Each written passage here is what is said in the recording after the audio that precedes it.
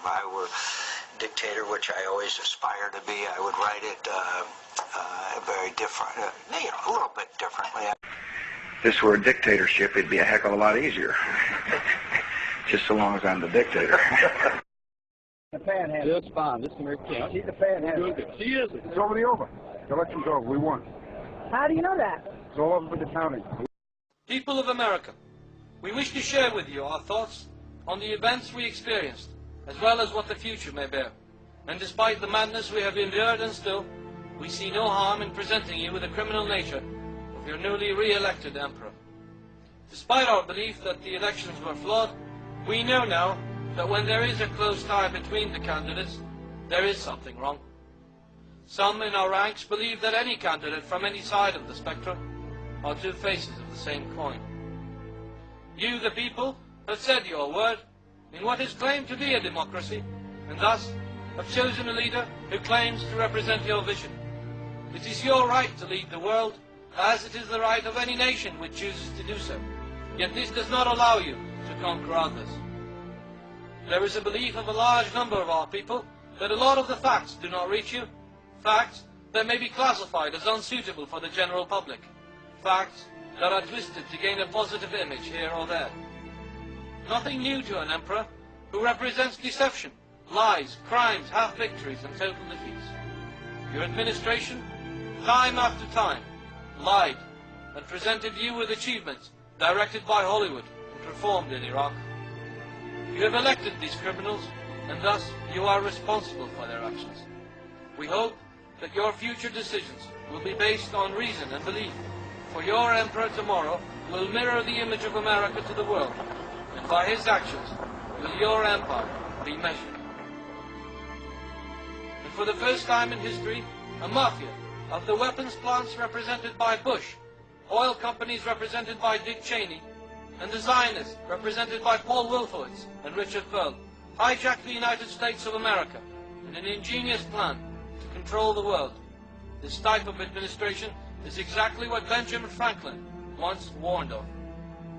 By weakness and ignorance, you have allowed this gang of criminals to hijack your country, create a new phobia to recruit those whom they regard as nothing but fuel and vehicles to their master plan.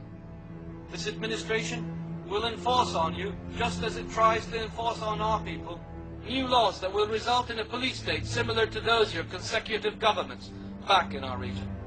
Legislation will soon be drafted by the appointed puppets to allow foreign ownership of land and structure, and soon our people will be the foreigners on the land of their forefathers. This new world order will enslave people of all religions and race, and soon your children, as well as ours, if they survive, will truly live in a planet of apes. And with a reduced population for ease of control, this can only be the implementation of a plan once presented by Henry Kissinger. This world has not yet seen an empire which constitutes in its prime objectives the destruction and genocide of whole populations and societies, only to control the energy resources of this planet.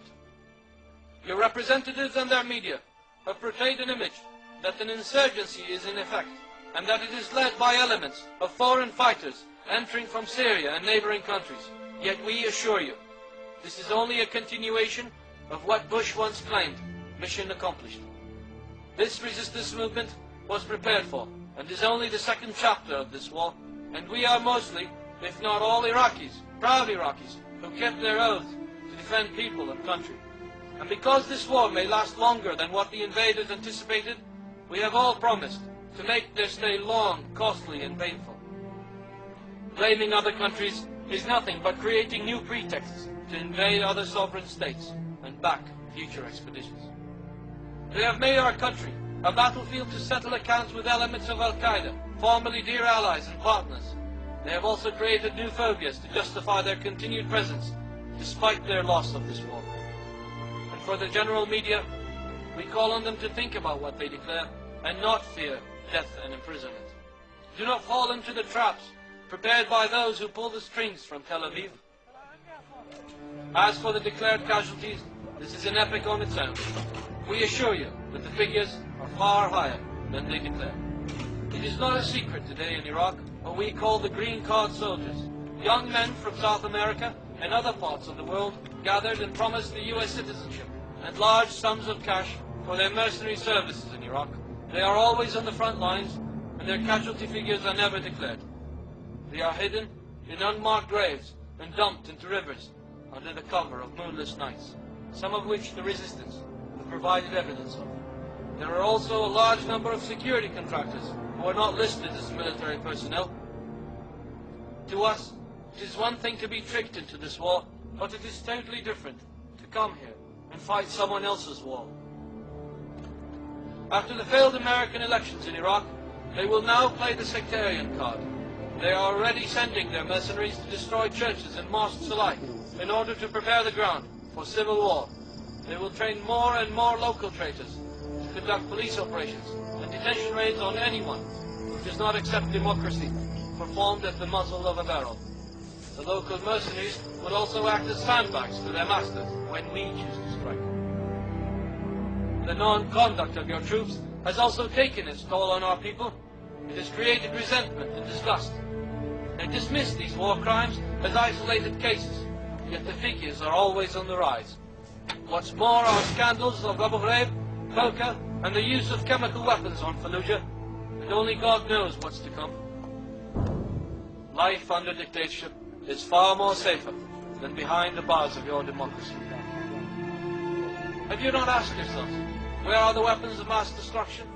And where are the links between our previous government and the once CIA-sponsored Al-Qaeda? Or is that all now a thing of the past? What happened to the thousands of people who died and continue to die of cancer? Women who give birth to deformed babies, caused by the effect of your military's depleted uranium shells. Since 1990, thousands on both sides of the conflict have suffered unknown illnesses. Many have died since then, and others lack medical attention. Large parts of Iraq will be radioactive for millions of years to come. And if we were to return this radiating material to the US and Britain, we would be no different than those who use them. May we ask you, why do you think the British government decided to set foot only in the areas of the south, where the resistance is still partially active? They have left the difficult areas for your boys to suffer. This deal was accepted by your government, only to form a purely cosmetic alliance with a nation that still strives for the glory of its imperial past. They have turned the land of the free into a camp of capitalist slavery, and then changed the home of the brave into a printing house for papers they call dollars, and guarded it with enormous military might. This administration, which claims that you have re-elected, has brought on more humiliation and insults to each and every one of you than any other government in your short yet tremendous history. And as odd as it may seem, we advise you to take matters in your own hands and rid this world of such criminals, or any form of government which resembles the neocons in their aims. Form a third party if need be.